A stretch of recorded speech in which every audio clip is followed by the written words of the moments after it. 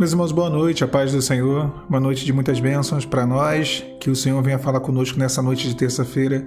Eu peço que você curta o vídeo desde já e se inscreva no canal se você ainda não for inscrito. A nossa leitura, a nossa base, eu não vou nem entrar no versículo, mas só para falar rapidamente, o texto da nossa meditação, ele está lá no livro de Gênesis, no capítulo 29, no versículo 15. Qual é o contexto aqui? Eu vou falar rapidamente, E quando nós olhamos esse texto, o interessante de se observar é que Jacó, e o contexto aqui é a vida de Jacó, ele estava vivendo um momento muito complicado, onde tudo aquilo que ele tinha planejado tinha dado errado. Tudo aquilo que ele tinha estabelecido como um propósito, e uma meta de se alcançar, que seria ser abençoado com a bênção da primogenitura e passar a ser o líder da sua família, tinha tudo dado errado. O tiro tinha literalmente saído pela culatra. Então, ao tomar conhecimento que sobre si havia um juízo de morte, lá em Gênesis 27, 42, Jacó ele sai da sua terra e vai para a casa da sua parentela. Ele vai até Harã, ou Padã Harã. Ele sai de Canaã, atravessa o Jordão e vai até Harã. Então, quando nós olhamos essa situação de Jacó, ele sabia que quando o pai morresse, e ele foi orientado por Rebeca, quando o pai morresse, quando o pai dele, Isaac, morresse, o seu irmão Esaú ia intentar contra a sua vida.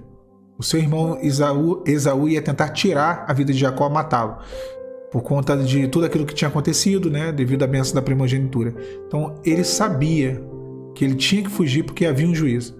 Ele sabia que ele tinha que sair da posição do lugar onde ele estava e retornar à sua parentela, até o território de Harã.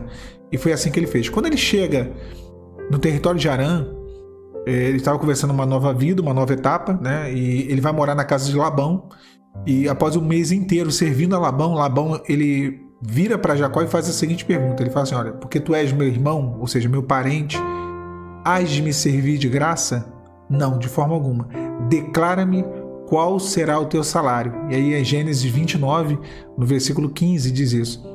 Ele pergunta qual seria o salário de Jacó, Labão pergunta qual seria o salário de Jacó.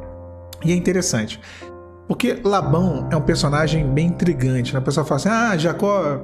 Acho que as pessoas às vezes marginalizam demais alguns personagens interessantes, biblicamente falando. Por exemplo, Labão é um deles, Jacó é outro, As pessoas entendem de uma maneira errada. Aí fala assim: Jacó foi enganado, Jacó enganou e depois foi enganado por Labão. Vamos esquecer essa questão, colocar ela de lado e vamos entender o seguinte. Labão é o pai. Labão tinha duas filhas, uma mais velha chamada Lia ou Leia em outras traduções, e uma mais nova chamada Raquel. Jacó amava a Raquel, muito, demais, ao ponto de que ele, quando foi questionado qual é o teu salário, declara-me qual é o teu salário, ele falou: a tua filha Raquel, eu quero casar com ela. Então, essa seria a paga de Jacó. Só que o pai... Havia uma série de costumes na época e o pai ele queria que aqueles costumes fossem respeitados. Havia um costume que regia essa questão de filhas se casando, que era: a mais nova não se casa antes da mais velha. Então, quando Jacó ele trabalha 7 anos, e aí quando é entregue, na noite de núpcias, é entregue a filha de Labão. Não havia luz naquela época, não havia companhia de luz, de eletricidade, não havia esse advento ainda. Então, quando é entregue a esposa para Jacó, e ele a conhece, ele ali conhece a sua esposa, e ele fica sabendo no outro dia, quando amanhece, que não era Raquel, que era Lia ou Leia. E aí já era, estava consumado, e aí ele questiona Labão, ele fala: olha, eu fiz um acordo contigo, trabalhei 7 anos por Raquel e você me deu a sua filha mais velha. Aí Labão fala: olha, não se faz assim aqui, Lembra do costume? Primeiro se casa a mais velha, depois a mais nova. Cumpre a semana dessa e eu te darei a outra. Então ele teve que cumprir a semana do casamento, da noite de núpcias, uma semana ali. E aí ao término dessa uma semana lhe foi entregue Raquel. Porém, ele deveria trabalhar mais 7 anos por Raquel. Então ele ao todo trabalhou 14 anos por Raquel. Essa foi a paga dele, porque era isso que ele queria. E quantas vezes o Senhor pergunta isso para nós? Declara-me, qual será o teu salário? O que você quer de mim? Qual é a sua busca? Qual é a sua motivação?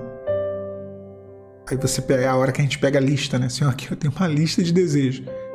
Só que vejam bem os irmãos, eu sempre digo isso, é duro dizer. Deus não é o gênio da lâmpada. Peça-me 3 coisas, né? E nós não somos o Aladim. De fato, não. Porém, o cristianismo que tem sido anunciado é esse, de Deus ser um verdadeiro cumpridor de desejos. Quando Labão, e aí aqui a gente vai colocar Labão como sendo pai, como sendo tipo do Senhor, ele faz essa pergunta, Jacó falou o que ele queria, mas a vontade do pai prevaleceu. Não se faz assim. Casar a mais nova antes da mais velha. E, portanto, Labão ele primeiro entregou Lia e depois ele entregou Raquel. E eu sempre digo que Lia, né, ela não era tão bonita. A palavra fala que ela não era tão agradável, fisicamente falando, a sua formosura. E Raquel já era aquilo que Jacó queria. Mas olha que interessante como que o cenário profético ele salta aos olhos. De Lia veio Rúben, ok. Mas de Lia veio Judá. De Judá veio quem? Davi, né? Mas de Judá veio quem também? Jesus. Então, profeticamente, o projeto de Deus repousava sobre Lia. Alguém dirá na multidão, poxa, mas de Raquel veio José, tá tudo certo. Mas José foi uma provisão ali no Egito, foi uma bênção ali no Egito. Tudo certo. Foi a salvação, o Zafenat Paneia, o salvador do mundo daquela época. Mas uma tipologia do verdadeiro salvador do mundo que sairia de Judá, que viria das entranhas de Lia, o verdadeiro salvador do mundo, que é o nosso Senhor Jesus. Então a vontade do Pai era que Jacó vivesse primeiro o projeto, para que depois os desígnios ou os desejos do coração dele fossem realizados. Deus ele atende desejos, sim. Deus ele conhece os nossos anseios, aquilo que almejamos. Ele sabe o que está dentro do meio do seu coração. Mas de maneira nenhuma, o nosso desejo, ele estará acima do projeto dele, do projeto de Deus. Mas de maneira nenhuma, o nosso querer estará acima daquilo que é o propósito do Senhor para a nossa vida. Lia, como eu falei, não era tão bonita. Obedecer, ser fiel, cumprir aquilo que o Senhor nos orienta é Lia. Aceitar isso é o que o Pai tem.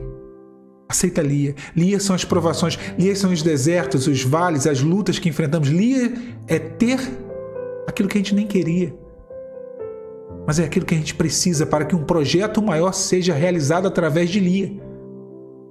Raquel é o que desejamos. Calma. Se Deus te prometeu, e Labão prometeu a Jacó, cumpre a semana dessa, depois eu te darei a outra. Se Deus te prometeu, cumpra a semana dessa, cumpra a provação, cumpra o período de lutas, de adversidade, cumpra aquilo que talvez não seja nem tão bonito. E depois o Pai vai te entregar aquilo que você almeja, aquilo que você chora, aquilo que você ama. Pergunta do Pai, declara-me, qual é o teu salário? Ele vai te dar o teu salário, mas antes ele vai te dar aquilo que ele quer te dar. Que Deus te abençoe, meu irmão, minha irmã, nessa noite de terça-feira. A paz do Senhor Jesus.